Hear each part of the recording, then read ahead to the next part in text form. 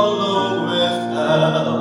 The guilty pair bowed down in care.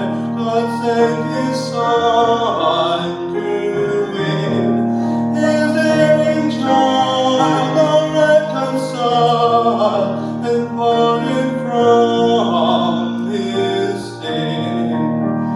When years of time shall pass away, and earthly thrones and kingdoms fall, when men who have refused to pray on rocks and hills and mountains tall, God's love so sure shall still endure all measures less and strong, redeeming grace through Adam's race, the saints and angels strong.